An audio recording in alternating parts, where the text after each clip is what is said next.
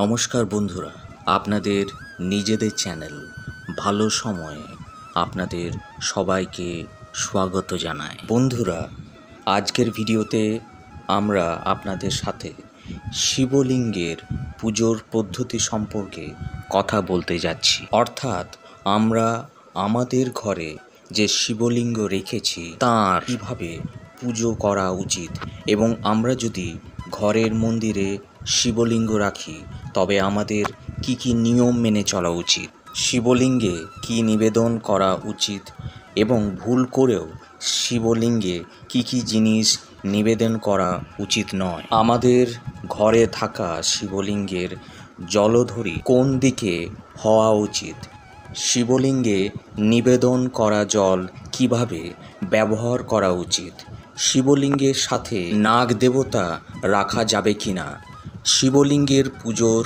পদ্ধতি কী রকম হওয়া উচিত, এই জাতীয় অনেক গুরুত্বপূর্ণ বিষয় আমি আজকের ভিডিওতে আপনাদের সাথে শেয়ার করতে যাচ্ছি।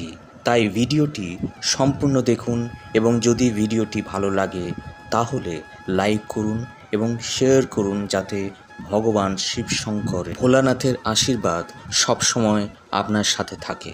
প্রথমে জেনে নেওয়া যাক ঘরের মন্দিরে রাখা শিবলিঙ্গের আকার কেমন হওয়া উচিত। দেখুন বন্ধুরা, ঘরের মন্দিরে রাখা শিবলিঙ্গ আর মন্দিরে রাখা শিবলিঙ্গের মধ্যে অনেক পার্থক্য আছে। মন্দিরে বড় শিবলিঙ্গ রাখা যেতে পারে, কিন্তু ঘরের মন্দিরে রাখা শিবলিঙ্গটি আপনার বুড়ো আঙুলের চেয়ে বড় হওয়া উচিত নয়। অর্থাৎ আপনার বুড়ো যত বড় শিবলিঙ্গের সাইজ তার সমান বা ছোট হওয়া উচিত। ঘরের মন্দিরে কয়টি শিবলিঙ্গ রাখা যেতে পারে? বন্ধুরা, ঘরের মন্দিরে একের বেশি একাধিক শিবলিঙ্গ রাখা উচিত নয়। একটি শিবলিঙ্গ রাখুন এবং বিধিবিধান মেনে সঠিকভাবে পুজো করুন, তাহলে সবচেয়ে শুভ ফল পাবেন। কোন জিনিস শিবলিঙ্গে নিবেদন করা উচিত এবং শিবলিঙ্গে কোন জিনিস নিবেদন করা উচিত নয়?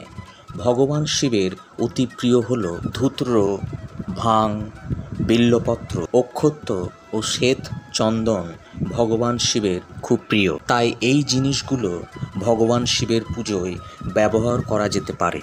এতে ভগবান শিব খুব খুশি হন। তবে ভুলবশত ভগবান শিবকে কেতকী ফুল অর্পণ করা উচিত নয়, তুলসী পাতাও অর্পণ করা উচিত নয়, শিবলিঙ্গে সিঁদুর ও হলুদ নিবেদন করাও উচিত নয়। তাই আপনি যখনই ভগবান শিবের পুজো করবেন তখন এই বিষয়গুলি মাথায় রাখতে হবে।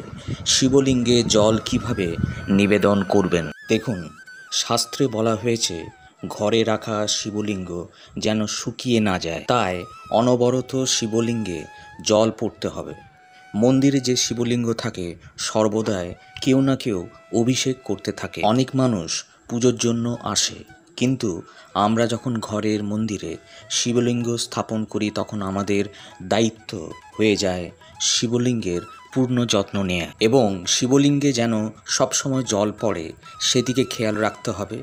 এমন পরিস্থিতিতে যদি ঘরের মন্দিরে শিবলিঙ্গ রেখেছেন তাহলে আপনি শিবলিঙ্গের উপরে একটি তামার বা মাটির পাত্র ঝুলিয়ে দিন এবং তাতে একটি ছোট ছিদ্র করে জল ভরে দিন, যাতে অনবরত জলের ধারা শিবলিঙ্গের উপর পড়তে থাকে। এতে আপনি ভগবান শিবের দ্বিগুণ আশীর্বাদ পাবেন। প্রতিদিন সকালে স্নান সেরে শিবলিঙ্গের পুজো করুন।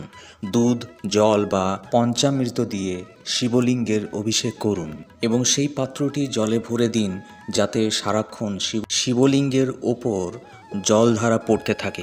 এইভাবে যদি আপনি আপনার বাড়িতে শিবলিঙ্গ রাখেন তবে বিশ্বাস করুন শিবলিঙ্গ খুব শুভ ফল দেবে। বন্ধুরা, আপনার বাড়িতে যে পাত্রে শিবলিঙ্গ রাখা আছে তা যেন স্টিলের পাত্র না হয়, সেই বিষয়ে খেয়াল রাখতে হবে। আপনি কাঁসার পাত্র ব্যবহার করতে পারেন। শিবলিঙ্গ স্থাপন করলে শিবলিঙ্গ যেন সবসময় পরিষ্কার পরিচ্ছন্ন থাকে, সেই বিষয়ে খেয়াল রাখতে হবে। এখন প্রশ্ন হলো, শিবলিঙ্গে যে জল নিবেদন করা হয় সেই জল দিয়ে কি করা উচিত? দেখুন, আমরা শিবলিঙ্গে যে জল নিবেদন করি বা সবসময় যে জল পড়ছে সেই জল তুলসী গাছে দেওয়া উচিত নয়। তাছাড়া আপনি আপনার বাড়ির যে কোনো গাছে এই জল দিতে পারেন। শিবলিঙ্গ ঘরের কোন দিকে স্থাপন করবেন? আপনি সব সময় মনে রাখবেন, মন্দিরের উত্তর পূর্ব কোণে অর্থাৎ ঈশান কোণে শিবলিঙ্গ স্থাপন করা উচিত। পূর্ব দিকেও শিবলিঙ্গ রাখা শুভ, কিন্তু দক্ষিণ দিকে শিবলিঙ্গ স্থাপন করা উচিত নয়। আপনি যেদিকেই শিবলিঙ্গ স্থাপন করুন না কেন, শিবলিঙ্গে জলধরি সবসময় উত্তর দিকে রাখতে হবে। যদি না জানেন জলধরি কি, তাহলে আপনাকে জানিয়ে রাখি, শিবলিঙ্গে নিবেদন করা জল যেখান নিচে পড়ে সেটিকে জলধারী বলা হয়। সেই দিকটি যেন উত্তর দিকে থাকে, সেদিকে খেয়াল রাখতে হবে। শিবলিঙ্গের সাথে নাগ রাখা উচিত কিনা? দেখুন, শিবলিঙ্গের সাথে নাগ রাখা খুবই গুরুত্বপূর্ণ।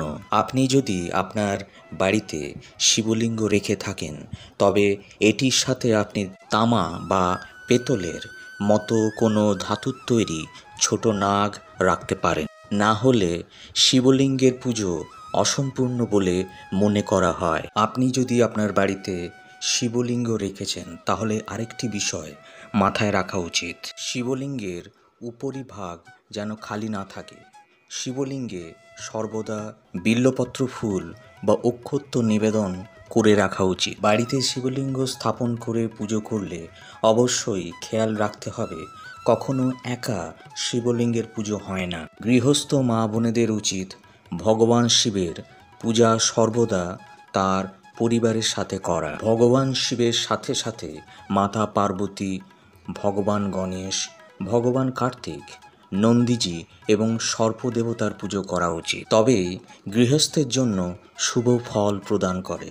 তাই আপনি যখনই বাড়িতে শিবলিঙ্গ স্থাপন করবেন, যদি সকলের মূর্তি রাখা সম্ভব হয়, আপনি শিবলিঙ্গের সাথে শিব পরিবারের একটি ছবি রাখতে পারেন। বন্ধুরা, আপনি যদি বাড়িতে শিবলিঙ্গ স্থাপন করেছেন, তাহলে আপনি নিয়মিত ভগবান শিবের পুজো করুন, তাকে অভিষেক করুন এবং সেখানে বসে ভগবান শিবের মন্ত্র পাঠ করুন।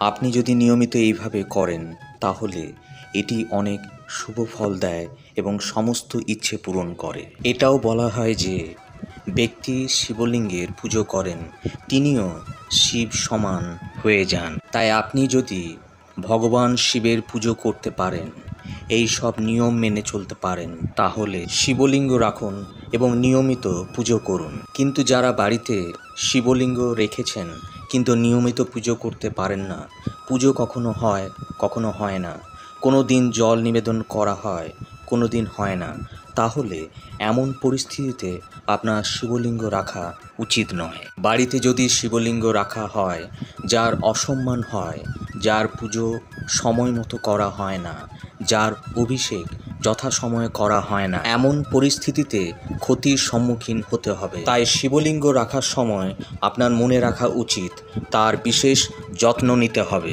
সময় মতো পুজো করতে হবে, জলা অভিষেক করতে হবে, তবেই আপনি ভগবান শিব শঙ্কর ভোলানাথের আশীর্বাদ পাবেন। ভিডিও কেমন লাগলো কমেন্টে লিখে জানান। ভিডিও ভালো লাগলে লাইক, শেয়ার ও সাবস্ক্রাইব করতে ভুলবেন। সবাই মিলে কমেন্টে লিখুন, হর হর মহাদেব।